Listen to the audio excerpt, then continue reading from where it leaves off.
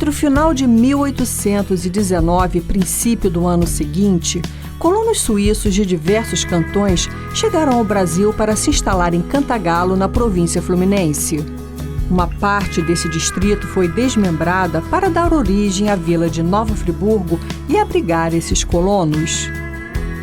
Entre as propriedades desmembradas estava a fazenda do Morro Queimado, que tem esse nome devido à cor acinzentada das montanhas das duas pedras que simbolizavam o nome da propriedade. Entre os diversos cantões da Confederação Helvética vieram muitas famílias do cantão do Valais, que vêm sendo pesquisadas pelo genealogista suíço Daniel Jacqueriot, que me concedeu uma entrevista. Daniel Jacqueriot, Dani Jack. Dani Jack, é um prazer imenso você estar aqui em Nova Friburgo. Prazer meu. No programa Por Dentro da História. E a gente com essa paisagem linda aqui de Nova Friburgo. É incrível. Eu queria até agradecer o Fabrício do bar Restaurante Loft, que nos cedeu esse cenário maravilhoso. Bom, eu gostaria que você se apresentasse inicialmente, Daniel. Qual é a sua formação? Como é que você chegou, né, a essa pesquisa genealógica que a gente vai falar daqui a pouco? Ok, meu nome é Daniel Jacqueriot, nascido na cidade de Martigny, que fica no cantão de Valais, parte francófona da Suíça. Eu sou economista especializado em assuntos de políticas migratórias e seus efeitos no crescimento econômico e na demografia. Na Suíça, estou metido num projeto de criar um registro de população anterior ao registro de Estado Civil, e através desse registro encontrei os imigrantes que se foram de Suíça. A verdade é que os suíços sempre fugam da Suíça, porque é um país muito pequeno. Tem um ciclo emigratório, né, para várias partes do mundo, né, Daniel? África do Sul, Argentina, Rússia. América do Norte também. América do Norte e Brasil, que a gente vai falar daqui a pouco, né? Agora, você falou já que você é do cantão do Valais. Obviamente, o que despertou em você a fazer uma pesquisa genealógica dos colonos suíços, né, que migraram dessa região foi o fato de você ser do Valais, né? Sim, e por ter também membros de minha própria família que eram nossos barcos que chegaram ao Brasil. Tenho uma bis-tia que saiu de um povoado muito pequeno, o nome é Saint-Branché, com o seu esposo, segundo, e chegaram até Cantagalo. E essa mulher se chamava Maria Vita Modesta Ribordi, casada com um Jevaux, e é a matriarca da família Jevaux, que se pode encontrar até aqui agora no Shopping Cadima, onde o dono da girafa é um descendente deles. Então, você vê que para mim não é somente uma pesquisa, é um assunto familiar. É um assunto familiar. Você então, você falou que é economista e você começou a fazer esse trabalho de catalogação, só para as pessoas entenderem, antes do registro civil, porque antigamente era a igreja, né? Exatamente. Na Suíça, como no Brasil também, era que fazia os registros. E aí te despertou essa emigração para o Brasil, né? Por quê? Assim, claro, você já disse que também tem uma linha de parentesco com um dos colonos que emigraram, né? Acho que o que me chamou a atenção foi que havia estudado a história do Brasil, porque estudado a realidade, relações internacionais com enfoque nas políticas econômicas dos países. E então, meus estudos e meus interesses pessoais se juntaram e me mudaram na direção do Brasil. Acho que foi em 2010 que me decidi aprender uma nova língua. Como se pode ouvir, a minha língua materna é francês. E estou como um coletor de idiomas. Toda a minha vida estava ansiosa de poder falar outros idiomas, então me decidi a vir aqui ao Brasil para aprender o português. Cheguei a João Pessoa. Quem havia dicho isso, não?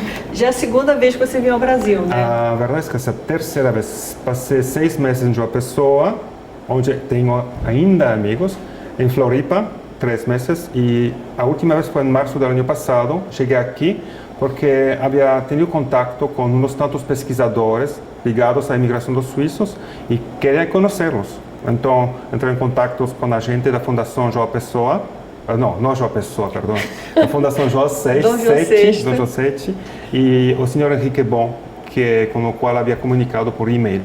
Aí a gente está aqui com o livro, né, do Henrique, Imigrantes, né?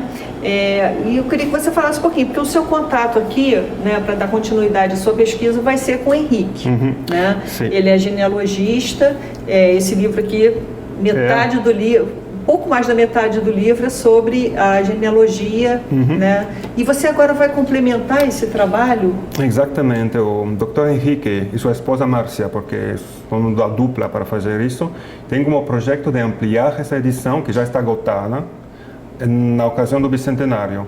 Agora, o problema é que, como você pode ver, essa coisa pesa 1 tonelada e, com a ampliação, vai chegar a ser uns volumes impressionantes. Acho que a opção agora seria de fazer com o conteúdo desse livro ou umas tantas páginas web ou um e-book. Vamos ver. Mas a ideia é que, para começar, aqui tem muita informação sobre os imigrantes mesmos, sua fecha de nascimento, mas não se sabe quase nada de seus antepassados. Eu tenho os antepassados dos valesanos até 1600. E essa parte se vai agregar numa base de dados e chegar a ser publicada. Vocês vão retroceder a 1600? Sim, porque temos esses dados. Você pode entender quem foram essa gente, de que família chegaram. A Modesta Ribordi era uma filha de uma das famílias mais abastecidas do povoado. Era uma mulher, filha primogênita, muito dinheiro, podia se casar com qualquer um, se casou com um estrangeiro, que era só um curtidor de Saboia, que morreu, se casou de novo com outro curtidor Saboia, ou um Lantelmi, e as famílias recompostas se foram para o Brasil. Mas por que lo fizeram? Não entendo. Essa mulher é incrível para mim, além de ser uma bis-tia. E, estou falando muito. Não, pode falar. A gente pode entrar um pouquinho nessa trajetória dela, né? Quer dizer, só para as pessoas entenderem. Você, então, está fazendo uma pesquisa genealógica focada nos colonos, né, que emigraram no Cantão do Valé. E te despertou, até porque você tem uma relação familiar com a história dessa... Você pode repetir o nome dela? Vita Modesta Ribordi. Ribordi. E casada a Jevaux. Tá. E aí você pode falar um pouquinho dessa trajetória dela? Ela veio para Cantagalo, né? Você falou? Sim, chegou aqui como todo mundo em Nova Friburgo, esses caserões. A verdade é que chegou porque o rei do Brasil mandou um convite. E esse convite foi bem-vindo na situação econômica da Suíça nessa época.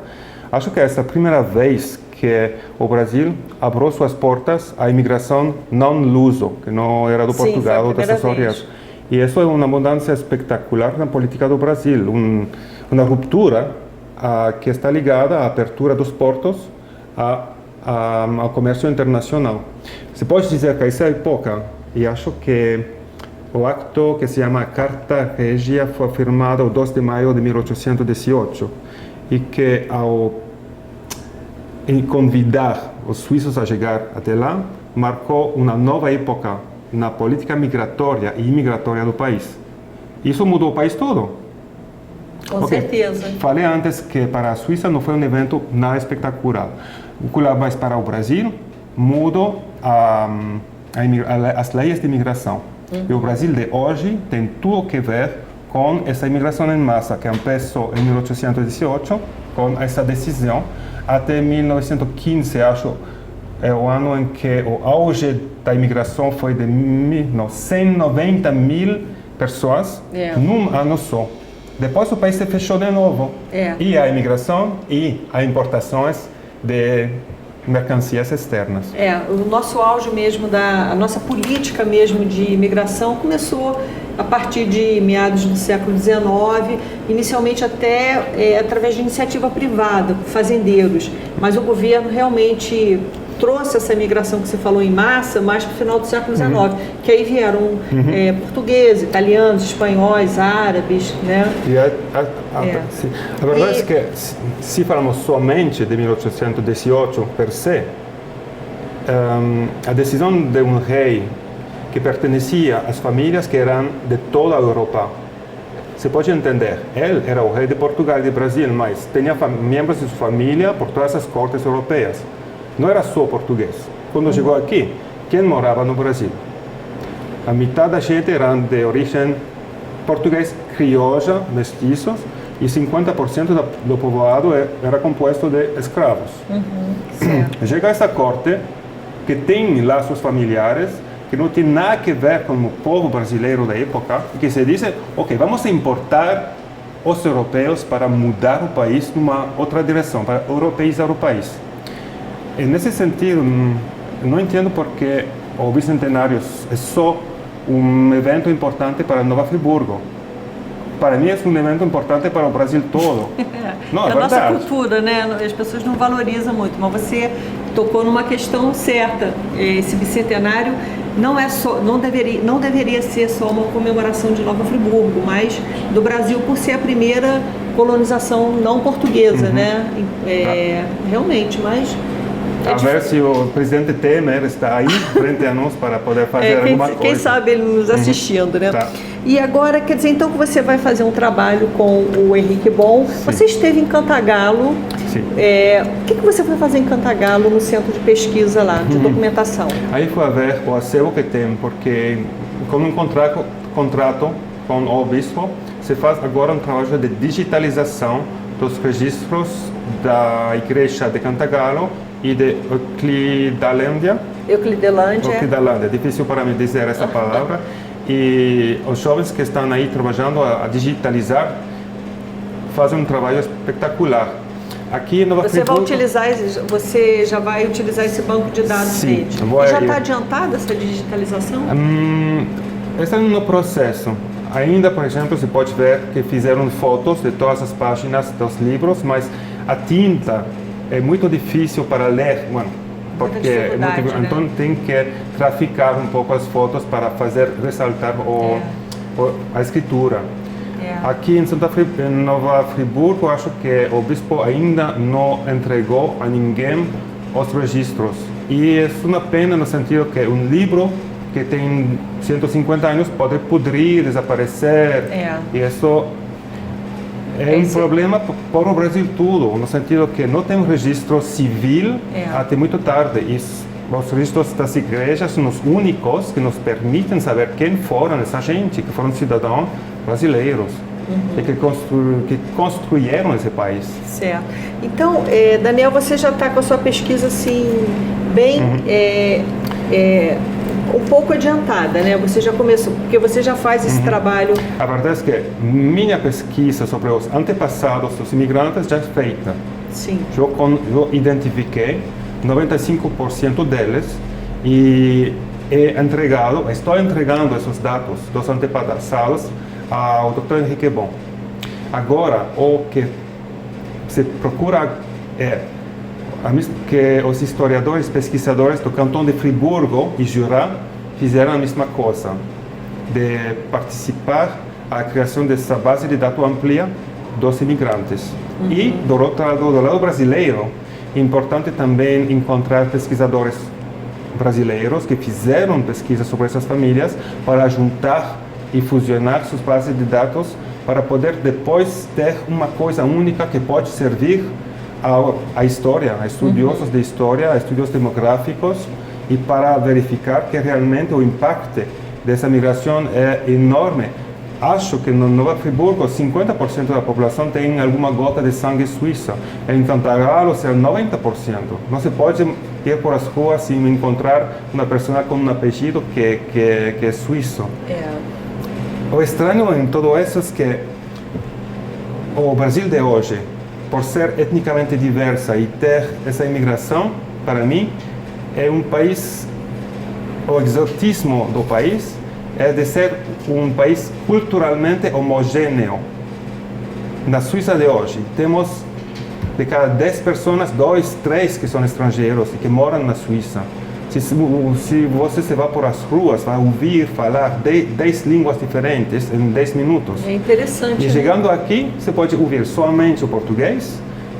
Ao parecer, a diversidade pode ser étnica, mas não pode ser cultural e linguística.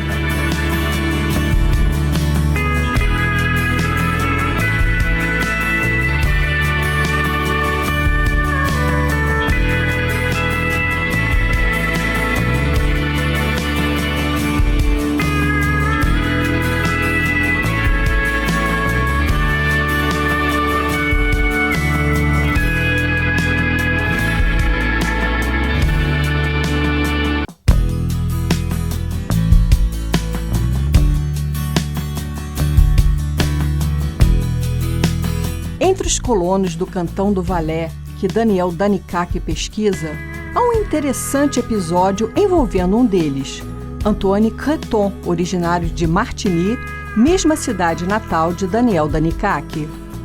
Creton foi autorizado pelo diretor da colônia a debelar um quilombo em Macaé de Cima. Para tanto, comandou uma expedição com 16 suíços. Empregou um nativo como batedor e, ao fim de 8 dias de marcha, alcançaram um quilombo nessa localidade. Os suíços encontraram 8 escravos fugitivos e, segundo relatos do próprio Creton, conseguiu dominá-los e se estabeleceu no quilombo, encontrando roças cultivadas com batata, bananeiras, pés de café e cana-de-açúcar.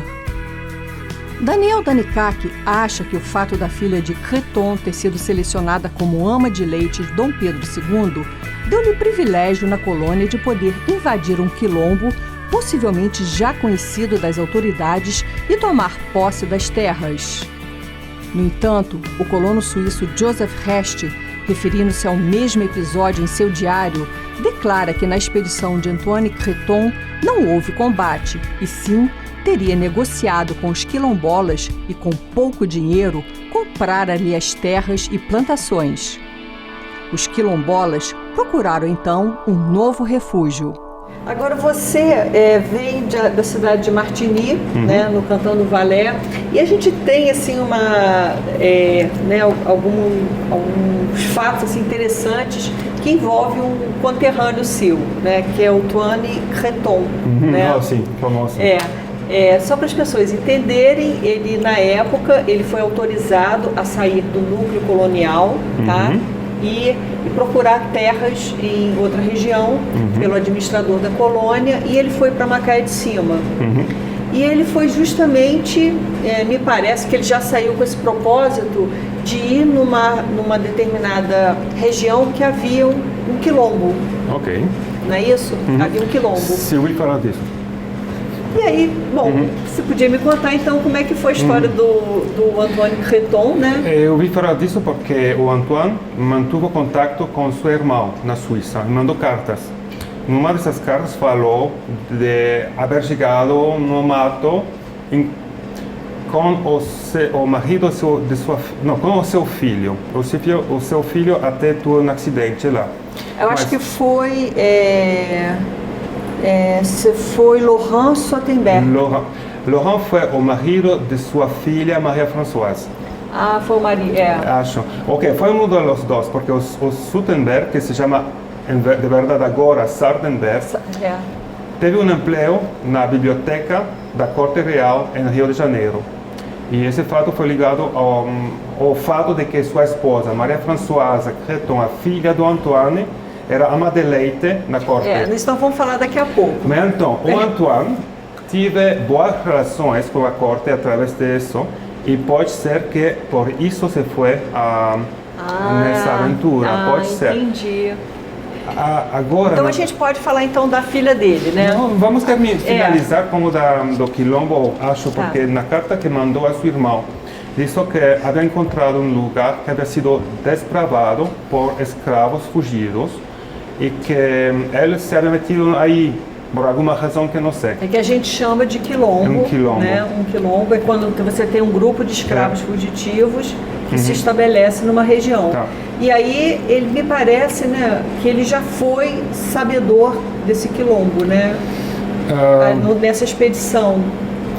Não sei muito disso, somente o que ele falou a seu irmão, dizendo que havia trigo, havia já plantações de banana, exatamente, uma lavoura. E não sei se por bom ou mal, mas em fim de contas isso acabou com o quilombo e o Antoine se quedou com essas terras já desbravadas. A gente estava assim, antes do programa, eu estava comentando com você, Daniel, que no livro do Joseph Rest, ele tem um diário, eu não me recordo o cantão dele, mas ele é de língua alemã. E esse diário dele foi traduzido, né? A gente tem esse livro, o diário de Joseph Rest, e ele cita esse episódio do quilombo.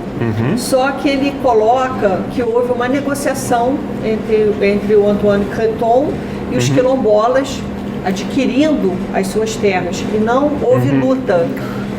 Não acho houve que é luta. possível, acho que é possível. Sabe como é que é a história, né? São várias versões. O problema da história é esse, a história pode ser embelecida, porque depois...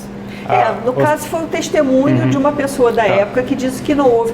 Eu acho que tanto melhor até para, vamos supor, a imagem dos colonos, que tivesse ouvido essa negociação do que o embate com os quilombolas. É verdade que os colonos se abrasileiraram, como se pode dizer isso? Sim, chegaram a aceitar, se assimilaram nas costumes brasileiras bem rápido. Começaram a buscar opções comerciais na cultura do café, compraram escravos, fizeram com eles, tal como todo mundo, uns tantos filhos ilegítimos e, bueno, chegaram a ser brasileiros de hoje. Então, não sei como se pode negociar com escravos fugidos. Claro que sim, todo é possível nesse mundo maravilhoso, mas...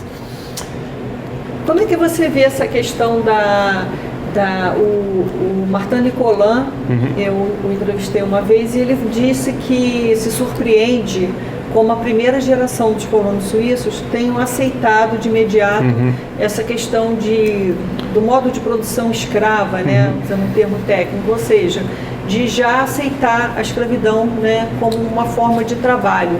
Claro. Porque os primeiros impactos a gente vê pelo diário do padre, né, Jacó, que ele ficou horrorizado quando ele chegou no Rio de Janeiro e viu a forma como os africanos eram tratados. Mas ele mesmo também acabou tendo escravos. Mas assim, você que tem mais essa questão do universo, do suíço, é fácil é preciso saber essa assimilação? Quem foram esses suíços? Foram pessoas rudes, de toda a classe social, menos aristócrata, que tinham costume de trabalhar desde muito pequeno, aí até o fim da vida, porque não tinham aposentadoria. Foram pessoas que podiam fazer de todo, que trabalhavam na terra, as mulheres trabalharam, não como aqui as mulheres brancas que só sentiam, não sei como dizer, mas chegando aqui, para eles, depois de haver deixado todo para trás, fizeram o que era necessário para melhorar as suas condições. E isso significa tudo o que era necessário. Não tinham vergonha e se assimilaram na sociedade que era a sociedade brasileira da época. Claro que o rei Pedro VI não queria uns novos brasileiros, ele queria campeões que ficaram na cidade e cultivaram trigo. Eles não quiseram isso, queriam ser como livres, como todos, e fizeram de todo. Acho que não foi tão difícil acostumar-se à escravidão, porque ninguém sabia aqui o que era a democracia suíça. A verdade é que a Suíça não era uma democracia tão perfeita. Quando se foram da Suíça era a época da restauração, dos poderes autocráticos na Europa, depois da liberação de Napoleão. Essa gente que chegou aqui haviam passado por tempos muito duros e muitos regimes diferentes. Agora eram bajo o poder de um rei e não eram cidadãos normais que haviam nascido debaixo de um sistema feudal, porque não temos reis na Suíça, nunca tivemos. Eu não sei se alguns também até passaram por esse quase que um regime de servidão também, né, que está muito próximo à escravidão, né? Muito próximo, né? A verdade é que não era um regime feudal, eram pequenos campesinos livres na Suíça com direito a participar da vida da freguesia, da comunidade, com direitos. A democracia direta suíça já havia nascido nos povoados. E até outro de Martigny foi um senhor Domingo, que era de origem portuguesa, mas casado em Martigny com uma suíça de Martigny, que chegou aqui em Nova Friburgo e até chegou a ser vereador de Nova Friburgo. Domingues? Na Suíça se chamava Domingo. Me imagino que voltou a ser Domingues depois, ao voltar no âmbito lusófono. Mas é estranho que já na época havia um cidadão de Lisboa, acho, que havia chegado até a Suíça, se havia casado com umas mulheres locais e que depois chegou ao Brasil, ou seu filho. E esse é o filho que chegou a ser vereador. Você falou da família Creton, que também é de Martigny. Ok, estou bastante orgulhoso da minha cidade. Nasci lá, é um povoado de 20 mil habitantes. 20 mil habitantes? É muito pequeno, mas tem um dos museus mais conhecidos da Suíça, que é o Museu Janada. Ok, não importa. Então, o senhor Antoine chegou aqui com o filho dele e a filha. A filha se casou com um outro suíço, Sardenberg, e os dois se foram para a corte. E seus descendentes, mais que todo, ficaram muito bem no âmbito da corte e dos poderes. Aí a gente, só para destacar, ela foi ama de leite, ao parecer, sim, de Dom Pedro II. E a história é que... A filha do Antônio Creton. Exatamente. Né? Isso significa que as relações eram boas entre os Creton e, não a corte mesma, mas até que sim se pode, porque na história da família Sardenberg tem um dos filhos nascidos em Rio que teve o honor de se chamar d'Alcantara Sardenberg, por haver sido o irmão de leite do imperador Pedro I. Não, ela foi ama de leite de Dom Pedro II. Exatamente, mas o seu filho se chamou de Alcantara, um de seus filhos se chamou de Alcantara Sardenberg, se diz na família Sardenberg, por haver sido o irmão de leite de Dom Pedro II. De Dom Pedro II. De Dom Pedro II. É interessante.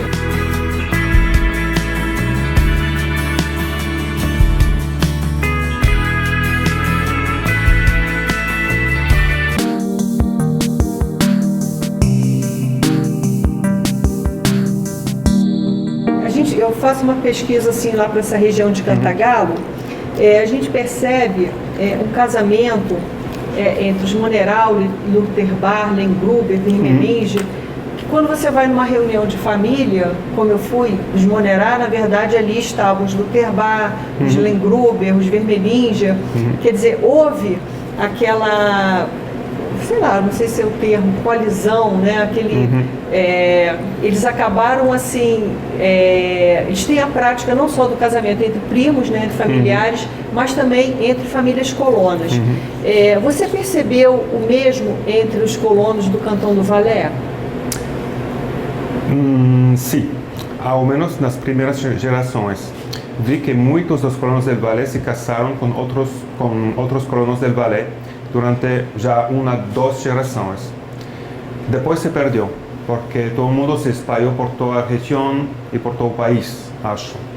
Mas sim, houveram muitos... Ok, falamos, por exemplo, da família Guignâncio de Santa Maria Madalena. A mãe, a primeira matriarca da família, foi uma suíça do Cantão do Valais.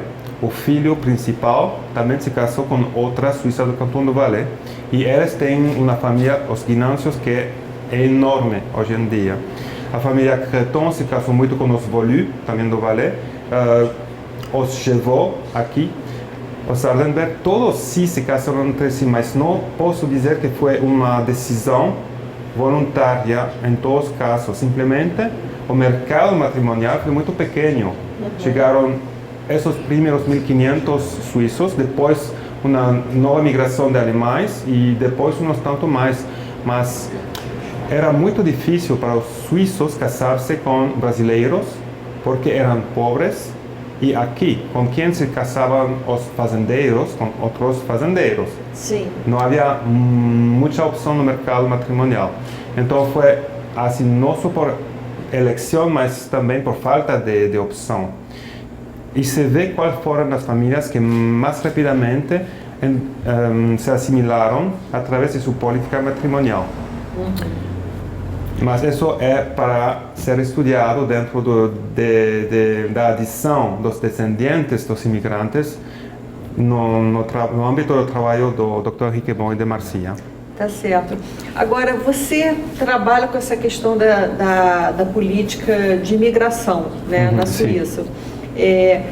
Como é que é vista a história, a epopeia, sei lá, dos imigrantes suíços para o Brasil, essa primeira imigração, que aí eu me refiro, no caso, para Cantagalo, que virou Nova Friburgo.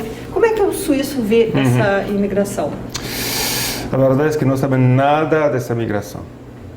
Nada. Só os pesquisadores, os historiadores e os genealogistas ligam para esse assunto, porque sempre os suíços se foram. Agora, na Suíça, a situação se inversou totalmente. Você pode dizer que o Brasil, se espelha na Suíça, é o contrário total. A Suíça agora é um país diverso, com uma multidão de grupos étnicos que ainda têm sua cultura de origem. É um país aberto à migração de todos os países europeus através de acordos bilaterais. E a nível econômico, é um país também que se globalizou. E agora, a renda per capita da Suíça é como $50.000. Graças à causa, acho, personalmente, mas isso é assunto personal, dessas políticas de abertura e à imigração e aos fluxos comerciais. É interessante, porque é justamente o oposto que a direita coloca, né? Essa questão de fechar as fronteiras e tal, esse nacionalismo, né? A Suíça seria um exemplo de que, com organização, né? Porque vocês têm toda uma metodologia de recepção dos Exatamente. Nos dias de hoje, dos imigrantes, né? E, quer dizer, com essa política de recepção e também, sabe, de saber lidar com essa questão da imigração, de abertura, vocês não têm problema com a questão da imigração? É que tivemos que fazer muitos esforços. Foi uma tarefa grande que demorou 60 anos. Os primeiros imigrantes que chegaram por causa de contrato laboral temporário. Depois se abriu mais e mais a sociedade civil a esses estrangeiros. Até que, enfim, os suíços foram capazes de firmar com a União Europeia um acordo de livre circulação das pessoas. Mas isso demorou 60 anos. A sociedade teve que mudar, porque os suíços rudes das montanhas das Alpes não eram tão abertos à concorrência estrangeira. Chegam os estrangeiros, aceitam salários mínimos mais baixos, eram também em contra da importação de produtos. Mas a verdade é que houve uma mudança na mente coletiva dos suíços que faz que agora o suíço é um país onde a convivência entre suíços de origem e suíços novos, que ainda não têm o passaporte, mas são residentes permanentes, é uma das melhores na Europa. Não é como França ou Bélgica, onde tem problemas grandes. E a verdade é que acho que é um modelo de política, não de assimilação, mas de integração dos estrangeiros. Até que, como disse antes, 25% da gente não tem passaporte suíço. Aqui no Brasil, você sabe qual é o porcentagem? Não. Acho que é 1%.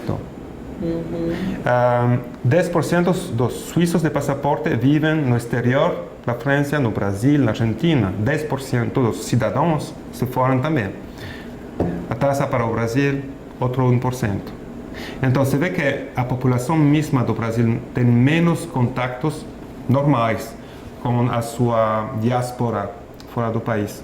Na Suíça, por ter uma diáspora que vive fora do país e imigrantes, isso facilita muito os fluxos comerciais, porque se uma empresa quer exportar na China, vai poder encontrar uma pessoa nascida na Suíça, de parente chino, que fala chino e francês ou alemão ou italiano, para poder fazer os tratos com... Então, isso é uma facilidade que nasce, que é um pró da imigração.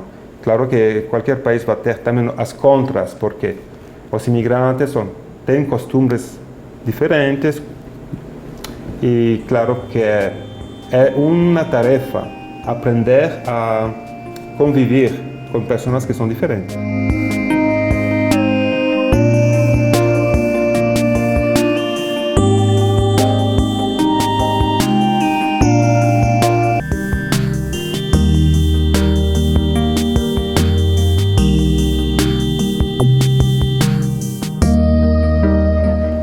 Falando dessa questão da imigração e emigração, né? Nunca na história assim essa pauta sobre essa questão da imigração teve tão presente, né? principalmente agora com a questão da guerra civil na Síria, né?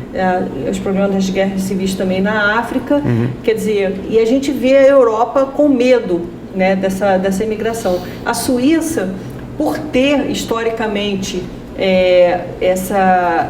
historicamente tanto enviado, né, cidadãos para outras partes como recebido, ela é um exemplo de lidar com essa questão da imigração, pelo que você está colocando, né?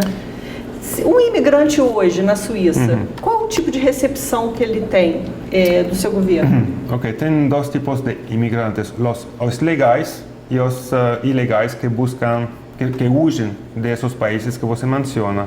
Os como se diz? Asilantes, ou requerentes d'asilo? Os que querem asilo?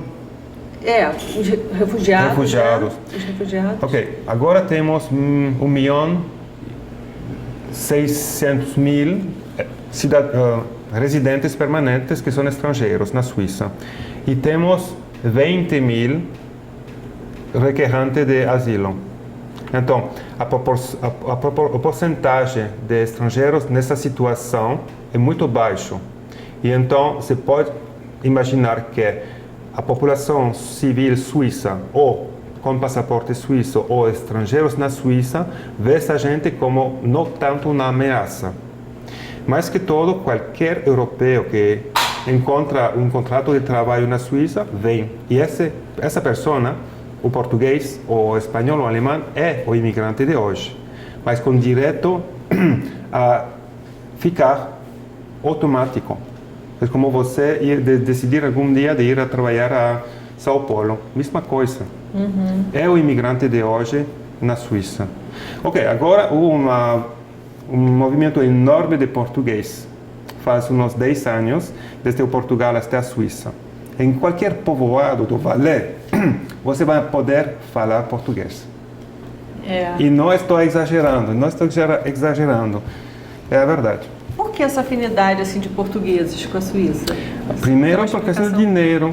Não, eu digo assim. Eu digo assim, porque porque é aquela velha história também. Um vai, depois todo mundo vai. Aqui é muito bom, tá dando certo. De repente aí acaba criando uma onda, acho que os portugueses e os suíços se chamam muito bem. Por ser também católicos, um pouco rudes, gostar do vinho e da família. E os suíços assim são, ainda. Além disso, os pequenos povoados das montanhas, os filhos que cresceram lá se vão para a cidade grande. Então, é um lugar que pode acolher o melhor os portugueses que fugem do Portugal por razão da crise econômica e que encontram trabalho e casa barata nesses povoados. E você vai encontrar uma porcentagem enorme de portugueses se você vai em São Branche de hoje, de onde saiu a Vita Modesta Ribordi. Em Martigny, acho que 10% da população é português, fala português, come português. Temos lojas portuguesas por todas as partes. São muito poucos os brasileiros, ainda. Certo. Agora, Daniel, nós estamos assim completando vamos completar ano que vem o bicentenário, né, de fundação da cidade, na verdade o bicentenário do acordo entre Dom João VI e a Confederação Helvética, né, que na verdade a fundação de Friburgo é 3 de janeiro de 1820. Você me disse então que hoje na Suíça não há um interesse, né, com relação à história dessa imigração por conta de vocês estarem mais focados na imigração, né, nesse processo histórico de como se desenvolveu essas imigrações. E também porque a Suíça, as pessoas, né, para saberem, elas emigram, os suíços emigram muito, né? Então é mais uma imigração. Entre outras. Mas você já tem contato com pesquisadores, no caso a gente falou do Henrique Bon e outras pessoas que você já mencionou comigo, você, como é que você está vendo Nova Friburgo hoje, uma cidade que vieram os seus ancestrais também, que você acabou encontrando pessoas aqui. Como você vê a nossa cidade assim? Gostei, não sei como você disse isso, mas Gostou. Me sinto bem. Quando me vou para a rua, me sinto tranquilo. Gosto simplesmente de caminhar entre as pessoas. Se me vou a Cantagalo, vejo caras que são parecidos aos caras de minha aldeia, de meu povoado. Realmente é fácil se sentir bem aqui. O clima está bom, não faz tanto calor, porque os suíços não estão acostumados a um calor muito quente. Certo. E eu estou falando nas redes sociais com meus amigos do que está passando aqui, com o WhatsApp, estou ligado. A verdade é que é possível chegar até aqui e compartilhar de imediato através do WhatsApp o que um está vindo ao momento exato. O que espero é, sim, simplesmente com esse assunto de falar diretamente a meus amigos e conhecidos na Suíça, que eles vão ter um interesse para chegar aqui, ou durante o bicentenário ou depois. Porque, afinal de contas, a chegada dos imigrantes foi em 1819. Espero que o bicentenário será só o primício de um processo de longo prazo para atrair mais suíços até aqui. Mas para fazer isso, não é só eu que posso fazer alguma coisa. Outra vez, acho que o presidente Temer tem que chamar o presidente da Suíça para falar do assunto e organizar uma coisa séria. É porque você acha que realmente interessa a história do Brasil, né? Por ter sido essa primeira prática, né, de receber, né, esses colonos.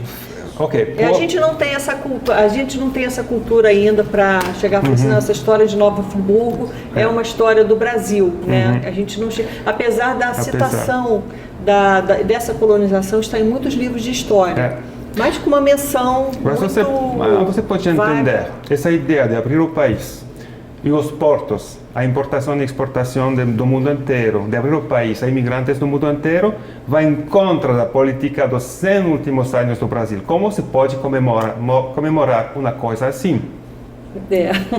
Não é possível o Brasil reconhecer que faz 200 anos se começou uma abundância enorme que criou o Brasil de hoje. Que essa época se fechou faz 100 anos. E agora, onde estamos no Brasil de hoje? Daniel, a gente está aqui assim, no meio dessas montanhas, né? Nessa vista linda aqui do bar-restaurante do Loft, né? E a gente vê a montanha, as duas pedras que representavam detrás de você. A montanha, que são as duas montanhas que representam a fazenda do Morro Queimado, né?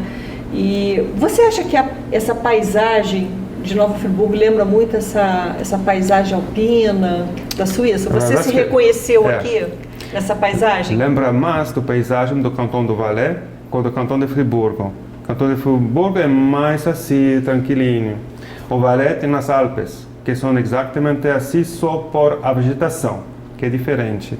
Mas temos também vale assim e montanhas. Essa geografia então te remete? É exatamente a mesma vista que eu tenho de meu caserão, de minha casa na Suíça, quando acordo de manhã.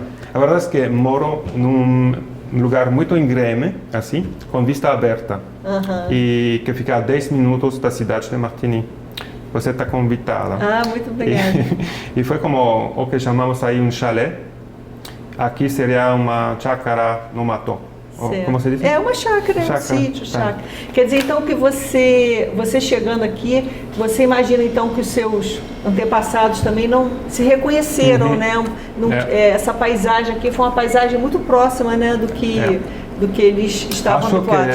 Talvez a escolha do local, né? Foi ótima para eles. Você acha que Dom João VI acertou? Acertou. Porque quando eles chegaram aqui, eles falaram, ao menos acertou. Não, realmente. É uma nova Friburgo, né? Chegaram pobres, depois de meses de viagem, mas por fim chegaram. Os que não morreram chegaram.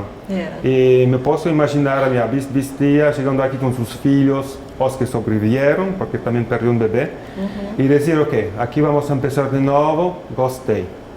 E parece com o meu país, né? Muito parecido. É fácil, não foi como, chegar a um lugar onde não se pode ver nenhuma montanha, porque isso sim seria exótico. Certo. E eram campeões que podiam caminhar horas e horas, subir, baixar, sabiam trabalhar em fortes.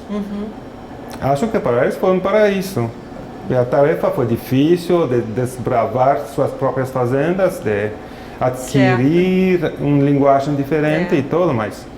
Mas a nível mesmo de paisagem, Dom João VI escolheu o lugar certo, né? Certo. Não economicamente, que a gente conhece a história, né? Mas do ponto de vista assim, de clima, ambientação e até uma paisagem muito próxima do que eles estavam habituados, né? O único que falta é a neve e o frio, porque na Suíça faz menos 10 graus durante 3 meses ao ano no Valais. Aqui a gente assim, já teve uma mudança climática. Daniel, te agradeço muito, né? Sou eu.